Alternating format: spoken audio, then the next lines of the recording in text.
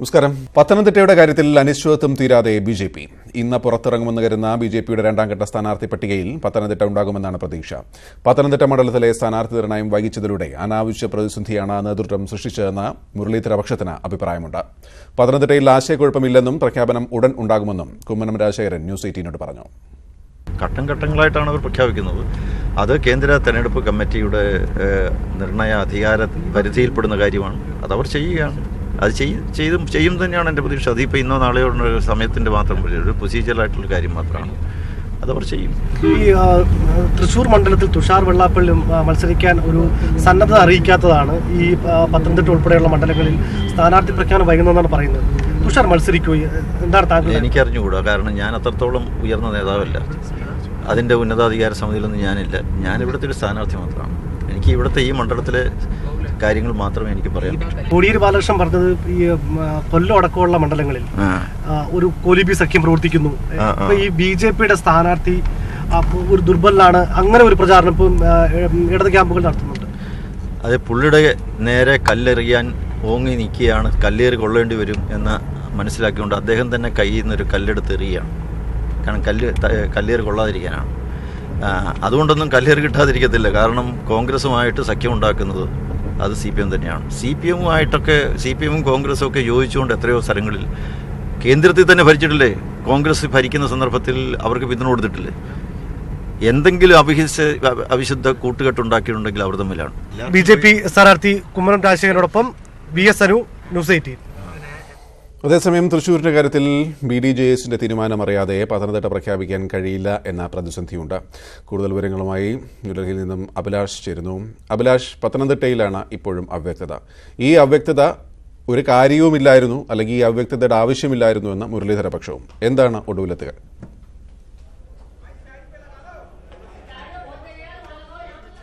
ഗോപികൃഷ്ണൻ, ഞാനിപ്പോൾ BJP-യുടെ ദേശീയ ആസ്ഥാനത്താണുള്ളത്. ഇവിടെ മീഡിയ ഹാളിലാണ് ഞാനിപ്പോൾ നിൽക്കുന്നത്. ഇപ്പോൾ ഒരു വാർത്താ സമ്മേളനം BJP വിളിച്ചു ചേർത്തിട്ടുണ്ട്. അത് ഗൗതം ഗംഭീർ, മുൻ ക്രിക്കറ്റ് താരം ഗൗതം ഗംഭീർ BJP-യിൽ ചേരുന്നു എന്നാണ് നമുക്കറിയാൻ സാധിക്കുന്നത്. അത്തരത്തിൽ വാർത്താ സമ്മേളനം നടത്തുന്നത്. എന്നാൽ BJP ആസ്ഥാനത്ത് ഇപ്പോഴും തിരക്കിട്ട ചർച്ചകൾ തന്നെ തുടർന്നുകൊണ്ടിരിക്കുകയാണ്. ഇന്ന് വൈകിട്ട് കോർ കമ്മിറ്റി യോഗം ചേരുന്നു എന്ന് അറിയുന്നു. അതോടൊപ്പം തന്നെ തെരഞ്ഞെടുപ്പ് സമിതി യോഗവും വൈകിട്ട് ആരംഭിക്കും.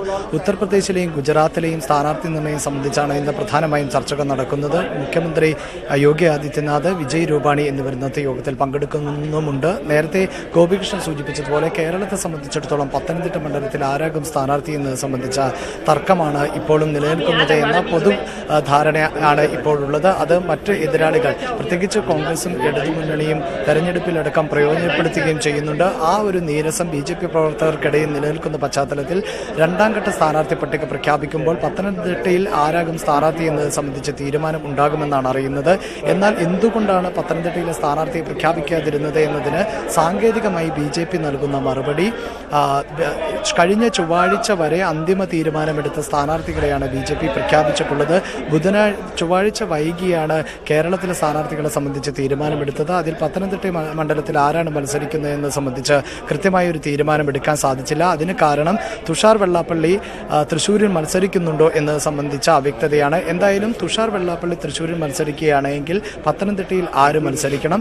തുഷാർ വെള്ളാപ്പള്ളി മത്സരിക്കുന്നില്ല എങ്കിൽ പത്തനംതിട്ടയിലും തൃശ്ശൂരിലും ഏതൊക്കെ BJP നേതാക്കൾ മത്സരിക്കണം എന്നത് സംബന്ധിച്ച ഒരു ധാരണ BJP-യിൽ എത്തിക്കഴിഞ്ഞിരിക്കുന്നു. അത് സംബന്ധിച്ച പ്രഖ്യാപനമാണ് ഉണ്ടാകേണ്ടത്. രണ്ടാംഘട്ട സ്ഥാനാർത്ഥി പട്ടിക പ്രഖ്യാപിക്കുമ്പോൾ പത്തനംതിട്ടയും ഉണ്ടാകും എന്ന് തന്നെയാണ് പ്രതീക്ഷ. ഗോപികൃഷ്ണൻ. ശരി അഭിലാഷ്. കോലിബി സഖ്യമെന്ന CPM ആരോപണം തള്ളി BJP നേതാവ് കുമ്മനം രാജശേഖരൻ. കഴിഞ്ഞ നിയമസഭാ തെരഞ്ഞെടുപ്പിൽ വട്ടിയൂർക്കാവ് മണ്ഡലത്തിൽ വോട്ട് കച്ചവടം നടത്തിയത് CPM ആണെന്ന് കുമ്മനം ആരോപിച്ചു. BJP ജയിക്കാതിരിക്കാൻ CPM വോട്ടുകൾ K മുരളീധരന് മറച്ചുകൊടുത്തു. ലോക്സഭാ തെരഞ്ഞെടുപ്പിലും നിലനിൽപ്പിനു വേണ്ടി CPM ഈ നിലപാട് സ്വീകരിക്കുമെന്നും കുമ്മനം കുറ്റപ്പെടുത്തി. അല്ല, വട്ടിയൂർക്കാവിലെ തെരഞ്ഞെടുപ്പിൽ എന്തായിരുന്നു നടന്നതെന്ന് ഈ നാട്ടിലെ ആളുകൾക്കെല്ലാം നന്നായിട്ട് അറിയാമല്ലോ. മൂന്നാം സ്ഥാനത്തേക്ക് CPM പോയത് എന്തുകൊണ്ടാണ്? CPM-ന്റെ വോട്ടുകൾ K മുരളീധരന് മറിച്ചു കൊടുത്തുകൊണ്ടാണ്. മറിച്ചു കൊടുത്തതിൻ്റെ പേരിൽ അച്ചടക്ക നടപടിയെ നേരിടേണ്ടി വന്നില്ലേ സീമയ്ക്ക്? അത് ചോദ്യം ചെയ്തുകൊണ്ട്, ആ നടപടിയെ ചോദ്യം ചെയ്തുകൊണ്ട് പല രാഷ്ട്രീയ നേതാക്കളും രംഗത്ത് വന്നില്ലേ? അവിടുത്തെ ഏരിയ സെക്രട്ടറിയുടെ സ്വന്തം നാട്ടിൽ പോലും തെരഞ്ഞെടുപ്പിൽ വോട്ട് പിടിക്കാതെ ആ വോട്ട് മുഴുവൻ മറിച്ച് K മുരളീധരന് കൊടുത്ത പാരമ്പര്യമുള്ള പാർട്ടിയല്ലേ CPM. ആ CPM-ന് ഇത് പറയാൻ എന്താ കാര്യം? കഴിഞ്ഞ തെരഞ്ഞെടുപ്പിൽ വോട്ടുകൾ മറിച്ചു കൊടുത്തത് CPM മറിച്ച് കൊടുത്തത് BJP തോൽപ്പിക്കാൻ വേണ്ടിയാണ്. BJP തോൽപ്പിക്കാൻ വേണ്ടി ഒത്തുതീർപ്പ് രാഷ്ട്രീയത്തിൽ പോകുന്നതും രാഷ്ട്രീയ കച്ചവടത്തിന് മുതിരുന്നതും CPM ഉം കോൺഗ്രസും തന്നെയാണ്. അത് ഈ തെരഞ്ഞെടുപ്പിൽ ഉണ്ടാകാതിരിക്കാൻ പറ്റില്ല. കാരണം അവരുടെ നിലനിൽപ്പിൻ്റെ പ്രശ്നമാണ്. ആയിക്കോട്ടെ, അവർക്ക് രാഷ്ട്രീയം തെരഞ്ഞെടുപ്പ് കച്ചവടമാണ്, വോട്ട് മറിക്കലാണ്, വെട്ടിനിരത്തലാണ്. ഞങ്ങൾക്ക് രാഷ്ട്രീയം എന്ന് പറയുന്നത് അത് ക്രിയാത്മകമാണ്, രചനാത്മകമാണ്, സൃഷ്ടിപരമാണ്, പോസിറ്റീവാണ്, ഭാവാത്മകമാണ്, നിർമ്മാണാത്മകമാണ്. അതുകൊണ്ട് നാടാണ് വലുത്, രാഷ്ട്രമാണ് വലുത്, ആ രാഷ്ട്രത്തിൻ്റെ താല്പര്യമാണ് വലുത്.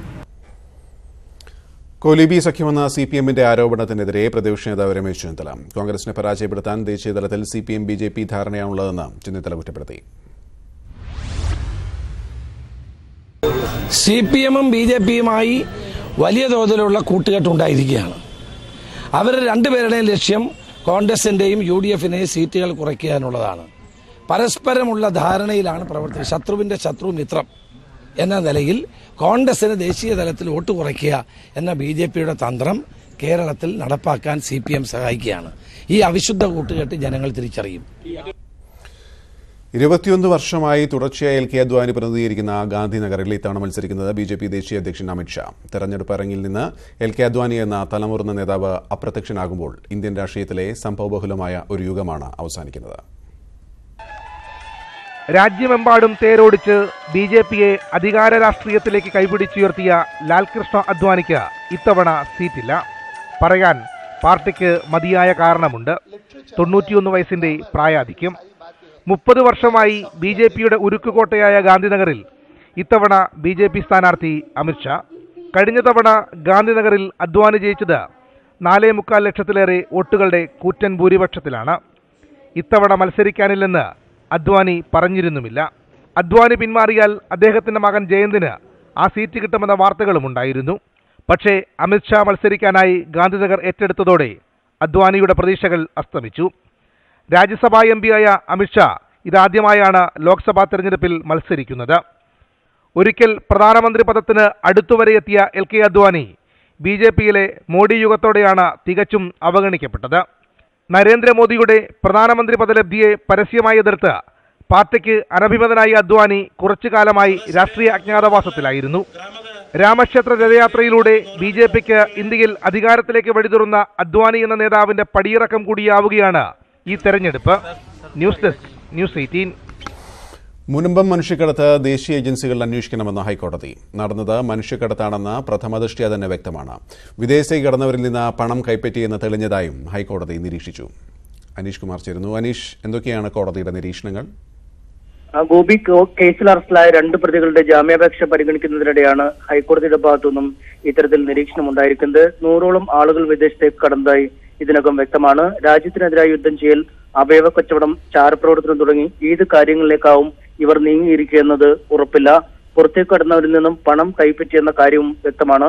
ഈ സാഹചര്യത്തിൽ ദേശീയ അന്വേഷണ ഏജൻസികൾ അന്വേഷിക്കേണ്ട വിഷയമാണിതെന്നും കോടതി വിലയിരുത്തി. ബന്ധുക്കളുമായി ഫോണിൽ സംസാരിക്കാൻ പോലും ഈ പുറത്തേക്ക് പോയവർക്ക് കഴിഞ്ഞിട്ടില്ല. ഒപ്പം 2013-ലും സമാനമായ ഒരു മനുഷ്യക്കടത്ത് നടന്നിരുന്നു. ഇവരുടെ വിവരങ്ങളും ലഭ്യമല്ല. ഇത്തരമൊരു സാഹചര്യത്തിൽ പ്രഥമദൃഷ്ട്യാ മനുഷ്യക്കടത്ത് ഇതിൽ വ്യക്തമായിട്ടുണ്ട്. ഈ സാഹചര്യത്തിൽ മനുഷ്യക്കടത്തിന്റെ വകുപ്പുകൾ കൂടി കേസിൽ ഉൾപ്പെടുത്തേണ്ടതല്ലേ എന്നും കോടതി ചോദിച്ചു. എന്നാൽ കേസിൽ മികച്ച രീതിയിൽ അന്വേഷണം മുന്നോട്ട് പോകുന്നതായാണ് പോലീസ് കോടതിയെ അറിയിച്ചത്. കയറ്റി അയക്കപ്പെട്ടവർ എവിടേക്കാണ് എന്നത് പോലീസിന് മനസ്സിലായിട്ടുണ്ട്. മുദ്ര വെച്ച കവറിൽ അക്കാര്യങ്ങൾ കോടതിയെ അറിയിക്കുകയും ചെയ്തു. ആവശ്യമെങ്കിൽ ഉദ്യോഗസ്ഥർ വിദേശത്തേക്ക് പോയി അന്വേഷണം നടത്തുമെന്നും പോലീസ് അറിയിച്ചിട്ടുണ്ട്. എന്തായാലും ചില വ്യക്തതകൾ കൂടി വരുത്തിയ ശേഷം മനുഷ്യക്കടത്തിനുള്ള വകുപ്പുകൾ കേസിൽ ഉൾപ്പെടുത്തുമെന്നും പ്രോസിക്യൂഷൻ കോടതിയെ അറിയിച്ചു. ഗോപി, അനീഷാണ് വിവരങ്ങൾ നൽകിയത്. പെരിയ ഇരട്ട കൊലപാതകം വ്യക്തിവൈരാഗ്യം മൂലമാണെന്ന ക്രൈംബ്രാഞ്ച് റിപ്പോർട്ട്. കൊലപാതകത്തിൽ മുൻ MLA KV കുഞ്ഞിരാമന്റെയോ CPM ജില്ലാ നേതാക്കളുടെയോ പങ്ക് കണ്ടെത്താൻ സാധിച്ചില്ല എന്നും റിപ്പോർട്ടിൽ പറയുന്നു. കേസ് CBI അന്വേഷിക്കണമെന്നും യഥാർത്ഥ പ്രതികളെ കണ്ടെത്തണമെന്നും KPC പ്രസിഡന്റ് മുല്ലപ്പള്ളി രാമചന്ദ്രൻ ആവശ്യപ്പെട്ടു. രാഷ്ട്രീയ വൈരാഗ്യം മൂലമാണ് കൊലപാതകമെന്ന പോലീസിന്റെ പ്രഥമ വിവര റിപ്പോർട്ടിലെ പരാമർശങ്ങൾ ഇല്ലാതെയാണ് ക്രൈംബ്രാഞ്ച് റിപ്പോർട്ട്. പെരിയ ഇരട്ട കൊലപാതകം തെരഞ്ഞെടുപ്പിൽ പ്രധാന വിഷയമായി UDF ഉന്നയിക്കുന്നതിനിടെയാണ് ക്രൈംബ്രാഞ്ച് മറിച്ചുള്ള റിപ്പോർട്ട് സമർപ്പിച്ചത്. ശരത് ലാലിന്റെയും കൃപേഷിന്റെയും കൊലപാതകം കൊട്ടേഷൻ സംഘം നടത്തിയതല്ലെന്നാണ് ക്രൈംബ്രാഞ്ച് അന്വേഷണ സംഘത്തിന്റെ പ്രാഥമിക കണ്ടെത്തൽ. മുൻ MLA KV കുഞ്ഞിരാമന്റെയോ CPM ജില്ലാ നേതാക്കളുടെയോ പങ്ക് കണ്ടെത്താൻ സാധിച്ചിട്ടില്ല. കേസ് CBIക്ക് കൈമാറണമെന്നും യഥാർത്ഥ പ്രതികളെ കണ്ടെത്തണമെന്നും KPCC പ്രസിഡന്റ് മുല്ലപ്പള്ളി രാമചന്ദ്രൻ ആവശ്യപ്പെട്ടു. ലോക്കൽ കമ്മിറ്റി അംഗം പീതാംബരനെ ശരത് ലാൽ മർദ്ദിച്ചതാണ് കൊലപാതകത്തിന് കാരണമായതെന്നാണ് ക്രൈംബ്രാഞ്ചിന്റെ കണ്ടെത്തൽ. കൃപേഷിനെ കൊലപ്പെടുത്താൻ കൊലയാളി സംഘത്തിന് ഉദ്ദേശമുണ്ടായിരുന്നില്ല. എന്നാൽ ശരത്ലാലിനൊപ്പം ബൈക്കിൽ സഞ്ചരിക്കുകയായിരുന്ന കൃപേഷും ആക്രമിക്കപ്പെട്ടു. Kasaragod Munnad people cooperative arts and science കോളേജിലുണ്ടായ SFI KSU തർക്കം പരിഹരിക്കാനെത്തിയപ്പോഴാണ് പീതാംബരന് മർദ്ദനമേറ്റത്. 9 അംഗ സംഘമാണ് കൊല നടത്തിയത്. ക്രൂരമായി വെട്ടിയത് അനിൽ, സുരേഷ് എന്നീ CPM പ്രവർത്തകരാണ്. ക്രൈംബ്രാഞ്ച് IG S ശ്രീജിത്തിന്റെ മേൽനോട്ടത്തിൽ കോട്ടയം ക്രൈംബ്രാഞ്ച് SP സാബു മാത്യുവാണ് അന്വേഷണം നടത്തിയത്. വിദേശത്തുള്ള IG ശ്രീജിത്ത് മടങ്ങിയെത്തിയ ശേഷം DGPക്ക് റിപ്പോർട്ട് കൈമാറും. ന്യൂസ് 18 തിരുവനന്തപുരം. തിരുവനന്തപുരത്ത് വൻ മയക്കുമരുന്ന് വേട്ട. ആക്കുളത്തിന് സമീപത്ത് നിന്ന് 13 കോടിയുടെ ഹാഷിഷ് പിടികൂടി. 5 പേർ കസ്റ്റഡിയിലായി.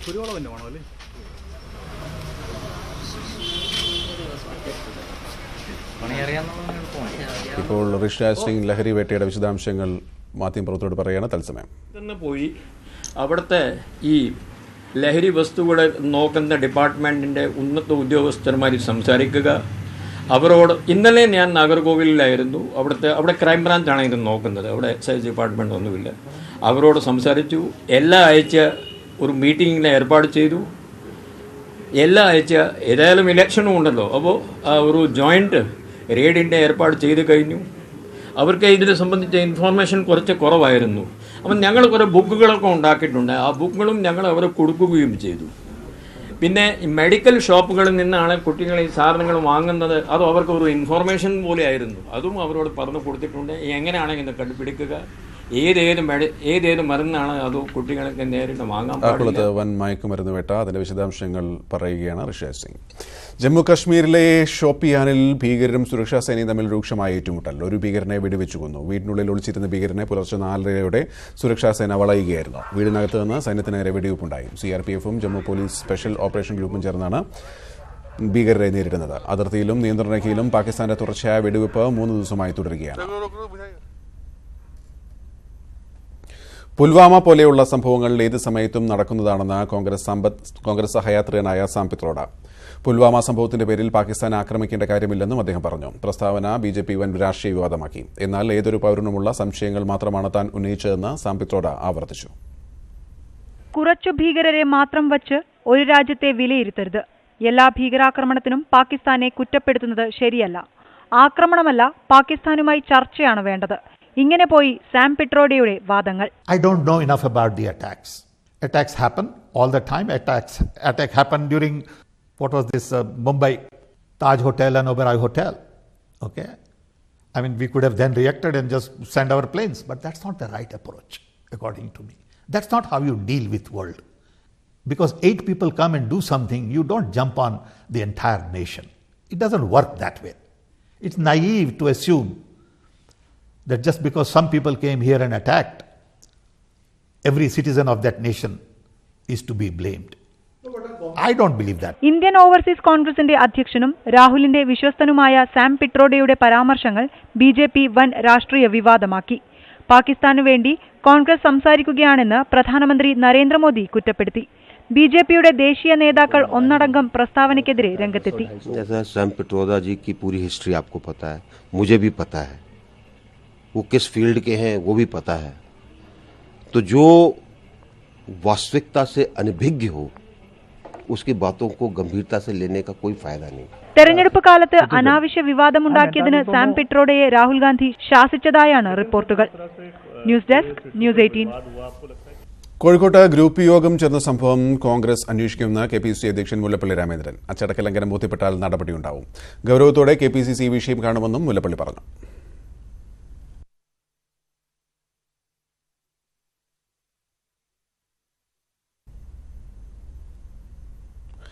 ലോക്സഭാ തെരഞ്ഞെടുപ്പിൽ TTV ദിനകരന്റെ അമ്മ മക്കൾ മുന്നേറ്റ കഴകം 14 സ്ഥാനാർത്ഥികളെ കൂടി പ്രഖ്യാപിച്ചു. MLA സ്ഥാനത്ത് നിന്ന് അയോഗ്യരാക്കപ്പെട്ട 3 പേർ ലോക്സഭാ തെരഞ്ഞെടുപ്പിൽ മത്സരിക്കും.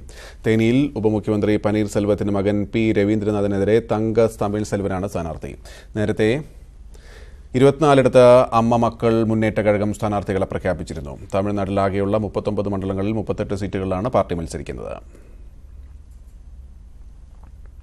പാലക്കാട് ചെർപ്പുളശ്ശേരിയിൽ CPM ഏരിയ കമ്മിറ്റി ഓഫീസിൽ പീഡനത്തിനിരയായി എന്ന പരാതി നൽകിയ യുവതിയുടെ രഹസ്യമൊഴി ഇന്ന് രേഖപ്പെടുത്തും. പോലീസ് നൽകിയ അപേക്ഷയുടെ അടിസ്ഥാനത്തിൽ പാലക്കാട് കോടതിയിലാവും രഹസ്യമൊഴി രേഖപ്പെടുത്തുക. സംഭവത്തിൽ കുറ്റാരോപിതനായ യുവാവിനെതിരെ പോലീസ് കേസെടുത്തു.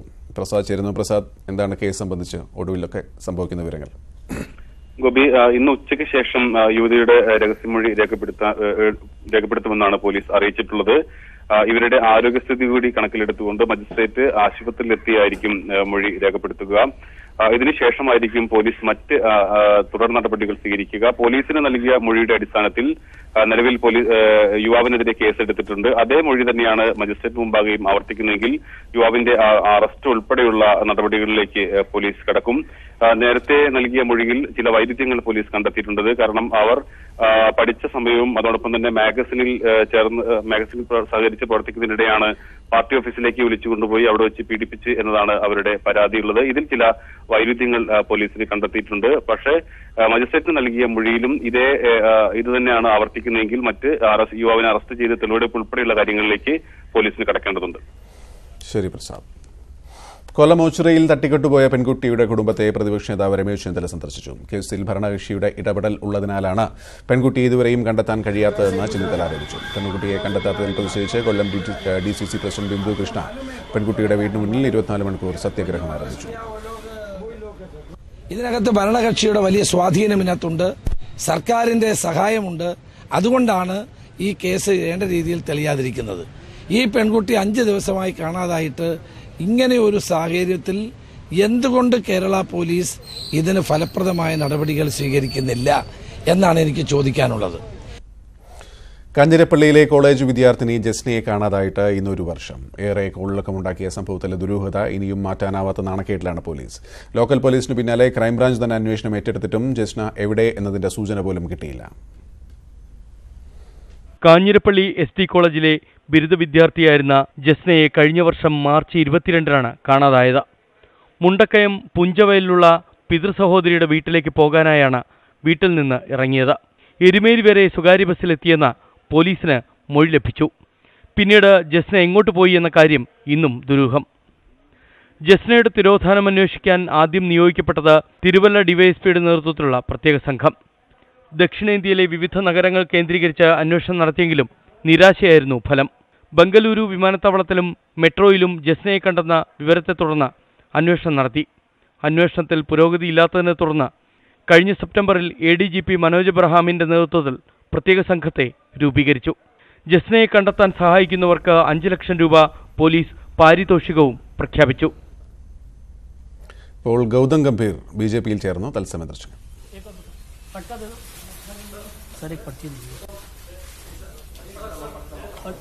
ദില്ലിയിൽ BJP മീഡിയ റൂമിലാണ് BJP ആസ്ഥാനത്തെ മീഡിയ റൂമിലാണ് ചടങ്ങ്.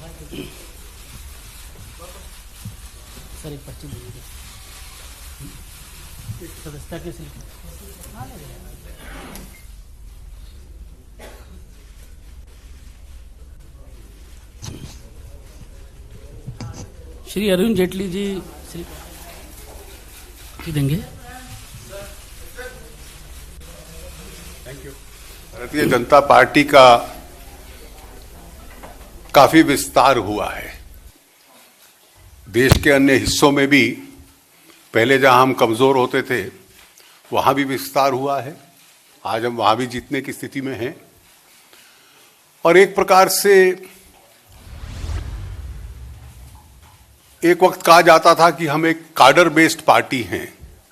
वो आज भी हमारी विशेषता है, लेकिन उसके साथ साथ हम काडर बेस्ड मास पार्टी भी बने हैं, जिसकी की एक बहुत बड़ी फॉलोइंग और देश का सबसे बड़ा राजनीतिक दल है हम. और हमारी पार्टी में हमारे कार्यकर्ता भी नेतृत्व तक पहुंचते हैं और प्रमुख नागरिक जो देश के हैं, विशेष रूप से जिन्होंने किसी ना किसी क्षेत्र में एक्सीलेंस प्राप्त की हो, ऐसे लोगों को भी पार्टी में लाना. और क्योंकि देश की बागडोर हमारी पार्टी के और हमारे सहयोगियों के हाथ में है और उम्मीद है कि रहेगी, तो इस प्रकार के लोगों से हर क्षेत्र की और पार्टी का, सरकार का, देश की नीति का ध्यान जा सके, ये एक हमारी पुरानी नीति रही है. We are also a cadre-based mass party now, where there is a lot of space, and most of our leaders have emerged from our cadre, but we laterally also induct people who achieved excellence in various fields. तो आज श्री गौतम गंभीर प्रसिद्ध नाम है, बहुत दशकों तक cricket खेलते रहे और क्रिकेट में एक बहुत बड़ा स्थान हासिल किया। विशेषता यह है कि ये दिल्ली में ही जन्मे पले, यहीं पर पढ़े और दिल्ली में मॉडर्न स्कूल, फिर हिंदू कॉलेज और उसके बाद दिल्ली में हर स्तर पर क्रिकेट खेली। Under 16, under 19, Ranji trophy, captain रहे दिल्ली के बहुत सालों तक।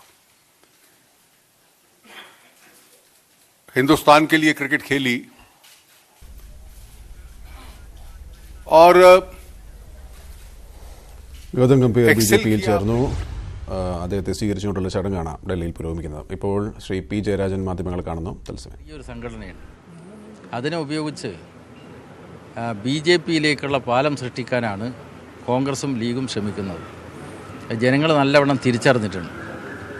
വടകര മണ്ഡലത്തിൻ്റെ പഴയ ചരിത്രം കോലീബി സഖ്യത്തെ ദയനീയമായി പരാജയപ്പെടുത്തിയതാണ്. അതുകൊണ്ട് ഒരു ഇടതുപക്ഷ വിരുദ്ധ അവിശുദ്ധ കൂട്ടുകെട്ടുണ്ടാക്കിയാലും LDF നല്ല വിജയം നേടും എന്നതാണ് ഇതേവരെയുള്ള പര്യടനത്തിൻ്റെ അനുഭവം. പ്രത്യേകിച്ച് കന്നി വോട്ടർമാർ അവർ നല്ല നിലക്കാണ് LDFന് അനുകൂലമായി രംഗത്തിറങ്ങിയിട്ടുള്ളത്. ആവേശകരമായിട്ടുള്ള അനുഭവമാണ് ഓരോ സ്ഥലത്തും ഉണ്ടായിട്ടുള്ളത്. പിന്നെ ചില വലതുപക്ഷ മാധ്യമങ്ങൾ ഇങ്ങനെ ആശ്വാസ സ്ഥാനാർത്ഥി വന്നിരിക്കുന്നു. 10 ദിവസത്തെ ശബരിമല ഉത്രം കൊടിയിറങ്ങി. തമിഴ്നാട് നിന്നെത്തിയ സ്ത്രീകളെ മർദ്ദിച്ചതിന് 12 പേർക്കെതിരെ കേസ് രജിസ്റ്റർ ചെയ്തൊഴിച്ചാൽ സമാധാനപരമായിരുന്നു ഉത്സവകാലം. പ്രതിഷേധങ്ങൾ നടത്താൻ കൂടുതൽ പേർ എത്താത്തതും പോലീസ് നിയന്ത്രണങ്ങൾ പൂർണ്ണമായി പിൻവലിച്ചതും തീർത്ഥാടകർക്ക് സുഗമമായി ദർശനത്തിന് വഴിയൊരുക്കി. ഈ മാസം 11-ന് വൈകിട്ടായിരുന്നു ഉത്രമുത്സവത്തിനായി ശബരിമല നട തുറന്നത്.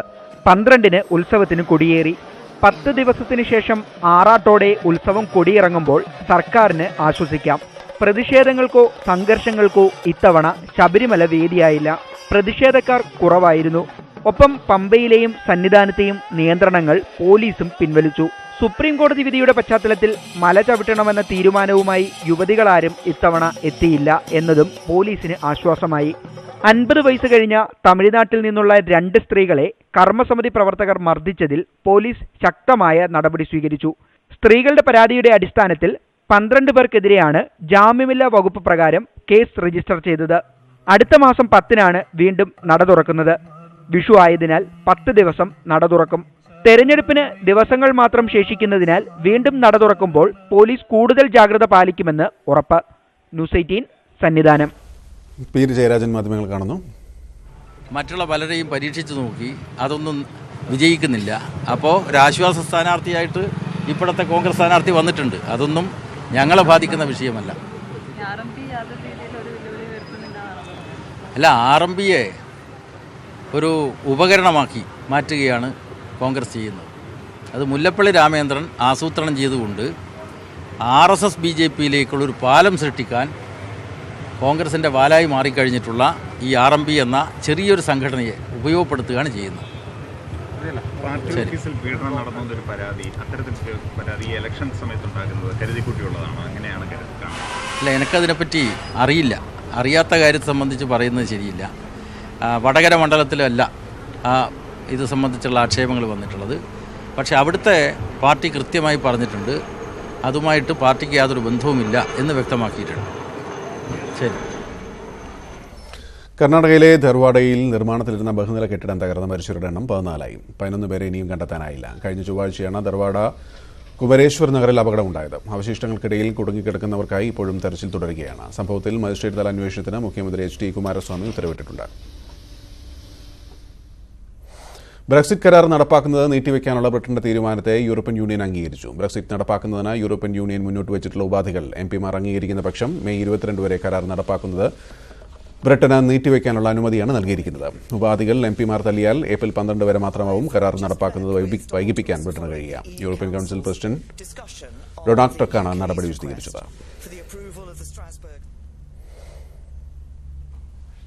ഇന്നത്തെ